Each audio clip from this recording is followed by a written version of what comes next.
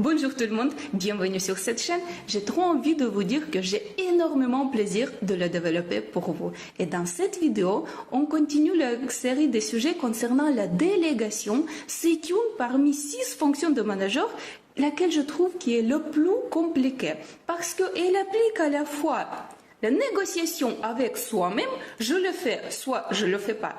Et aussi les connaissances dans la communication, gestion et dans la psychologie. Et d'ailleurs, sur cette chaîne, il existe déjà 2 vidéos concernant la délégation. Une qui explique comment la délégation peut stimuler, motiver vos employeurs, vos collaborateurs pour travailler encore mieux. Et la deuxième vidéo qui explique comment on peut déléguer tranquillement. N'hésitez pas à les regarder. Et ici, au contraire, je vais vous montrer 9 raisons pourquoi on ne délègue pas. Pour une simple raison que après vous pouvez voir et comprendre sur quoi il faut travailler pour commencer à bien déléguer si vous avez les soucis avec ça. Et donc, c'est parti. La première raison pourquoi on ne délègue pas, en tant que manager, je ne délègue pas parce que je veux faire tout seul, tout moi-même. C'est un envie d'agir au lieu de laisser faire les autres. Et dans cette situation, j'oublie une règle d'or qui dit tout ce qui peut être délégué doit être délégué. Ensuite, la raison numéro 2. En tant que manager, je ne délègue pas parce que c'est mieux si je le fais moi-même, si tout le travail soit fait par moi-même. Et pourquoi ça arrive? Pour 3 raisons. Soit je sous-estime le professionnalisme de mes collaborateurs, et donc pour cette raison, je ne veux pas leur déléguer des tâches. Soit j'ai l'idée qu'il doit d'abord apprendre beaucoup plus avant que je commence à lui déléguer. Et la troisième idée, c'est que je ne délègue pas parce que je n'ai pas de confiance dans mes collaborateurs. Voilà. Troisième raison pourquoi on ne délègue pas. En tant que manager, je suis perfectionniste. Et donc, je trouve que le travail doit être parfait. Et donc, c'est que moi qui peux le faire parfaitement parce que je le contrôle surtout. Sauf que dans le business et dans les projets, il faut se rappeler toujours que si on prend un exemple de l'école dans laquelle il y a système de compte des points 20 sur 20, pour le projet et le business, plus important pour que vos employés et vos collaborateurs travaillent pour 15 sur 20 au lieu de ce que manager qui travaille pour 20 sur 20. Vous voyez ce que je veux dire? Il faut toujours valoriser le travail de vos employés. Alors, maintenant, la 4e raison.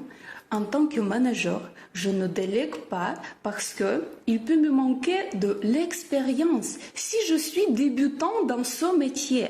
Et dans ce cas-là, il y a 3 choses qui vont m'empêcher à déléguer. Premièrement, je peux avoir peur de perdre l'autorité aux alentours de mes collègues, en tant que je suis débutante et si je délègue et je me trompe. Deuxièmement, j'évite à déléguer parce que j'ai pas beaucoup d'expérience dans ça, dans cette action, dans ce travail et donc j'ai peur de faire des fautes. Je le maîtrise pas bien et donc je ne délègue pas tout simplement, je fais tout moi-même. Et la 3e chose, je ne délègue pas en tant que manager débutant parce que j'évite de voir mes collègues. Je peux être timide. Je débute dans ce métier et là, j'ai envie de faire tranquillement moi-même au lieu d'aller déranger mes collègues. Voilà des raisons. Maintenant, 5e raison pourquoi on ne délègue pas. Tout simplement, en tant que manager, j'ai peur de perdre l'amitié avec mes collègues. Et là, c'est un choix pour un manager d'avoir l'amitié entre tes collègues, soit d'avoir le respect. Et si on choisit d'avoir le respect, dans ce cas-là, on peut déléguer tranquillement. Mais si on choisit d'avoir l'amitié, là, ça va être très compliqué. D'ailleurs, sur cette chaîne, il y a déjà une vidéo qui montre comment la négociation en soi-même en tant que manager entre plaire à vos collègues et avoir de la respect. N'hésitez pas à regarder cette vidéo. Et nous, on continue. La raison numéro 6 pourquoi on ne délègue pas, c'est que j'ai peur, en tant que manager, j'ai peur de faire des fautes. Ça montre que mon ego, il est très, très élevé et chacune faute pour moi, c'est comme des blessures, des échecs. Et j'ai pas envie de les faire et donc, je fais tout moi-même, sans délégation. Sauf que, comme dirait Comme disait un de mes collègues, il disait que le manager qui n'a jamais fait de fautes, il me fait peur. Pensez à ça. Et nous, on continue la raison numéro 7. Pourquoi on ne délègue pas? C'est parce que j'ai du mal à gérer mon temps. Je suis débordée. J'ai pas le temps pour bien préparer pour la délégation et donc je ne délègue pas. Et oui, c'est vrai, parce que la délégation, ce n'est pas quelque chose de négligent. Pour la délégation, il faut se préparer pour le bien faire et ensuite pour avoir des résultats corrects. Et voilà, c'est ça qui peut nous empêcher. Et la raison numéro 8, c'est que j'ai peur, soit j'ai pas envie de donner la responsabilité à quelqu'un d'autre pour certaines tâches et donc pour cette raison, je ne délègue pas. Oui, la délégation, c'est égal responsabilité, c'est égal le droit de faire quelque chose, c'est égal le contrôle. Et si on délègue, alors il y a une certaine partie de ça, de la responsabilité, des droits à faire quelque chose, du contrôle qu'on délègue aussi à une autre personne. Et des fois, même souvent, il faut accepter ça, il faut le bien comprendre. Et la raison dernière, numéro 9, pourquoi on ne délègue pas? En tant que manager, je peux avoir la réticence de partager le succès. Et oui, si je fais les tâches moi-même, je réussis, donc le succès, c'est que pour moi. Mais si je délègue cette tâche à quelqu'un d'autre, il l'a réussi et donc le succès, c'est lui qui va l'avoir, soit l'équipe qui va l'avoir, et pas moi. Et si j'ai un souci avec ça, dans ce cas-là, je ne vais pas déléguer.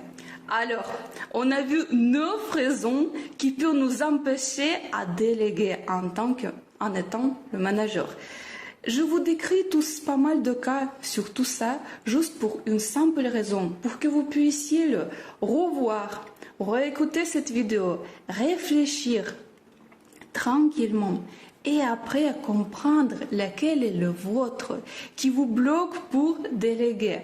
Tout ça, tranquillement, sans jugement, en prenant votre temps, vous pouvez comprendre lequel est le vôtre pour après travailler avec ça, pour améliorer la situation, pour analyser et voir comment vous pouvez le résoudre, corriger ce souci et commencer quand même bien déléguer. Je vous souhaite plein de réussite. Je vous souhaite de déléguer toujours tranquillement, sereinement et d'avoir que de bons résultats suite à cette délégation et de réussir toujours faire au mieux votre rôle de manager. Merci beaucoup que vous avez écouté cette vidéo. Bon courage, bonne chance et à bientôt.